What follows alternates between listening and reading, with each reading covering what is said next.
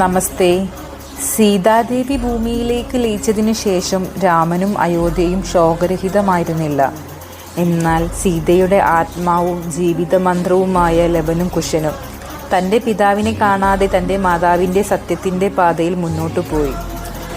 അവരിൽ ജനിച്ചിരുന്ന പൗരുഷവും ജ്ഞാനവും ശ്രദ്ധയും ധർമ്മപാലകന്മാരാക്കി. ഒരു ദിവസം അശ്വമേധയാഗത്തിനായി വിട്ട അയോധ്യ രാജകുതിര കപിലവനത്തിലേക്ക് എത്തിയപ്പോൾ ലവനും കുശനും ആ കുതിരയെ പിടിച്ചു. അവർക്കറിയില്ലായിരുന്നു അതിൻ്റെ പിന്നിൽ അവരുടെ പിതാവ് രാമനാണുള്ളത് എന്ന്. അവസാനമായി ഉണ്ടായത് ധാർമ്മിക യുദ്ധം. സഹോദരനായ ശക്തന്മാർ അയോധ്യസേനയെ നേരിട്ടു. ശത്രുഘ്നനും ലക്ഷ്മണനും പോലും ഈ ബാലന്മാരുടെ ധൈര്യത്തിൽ അത്ഭുതപ്പെട്ടു. ഒടുവിൽ വാൽമീകി മഹർഷി സത്യത്തിൽ പ്രകാശം തെളിയിച്ചു. ആ ബാലന്മാർ ആരാണ് എന്ന് ആ രാജാവ് അറിയട്ടെ.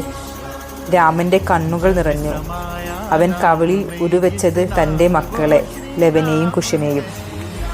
സീതയുടെ സ്നേഹവും രാമൻ്റെ ധർമ്മവും ലവകുശരിൽ ഭാവിയിലെ വിജ്ഞാനത്തിൻ്റെ വാഗ്ദാനമായി തീർന്നിരുന്നു.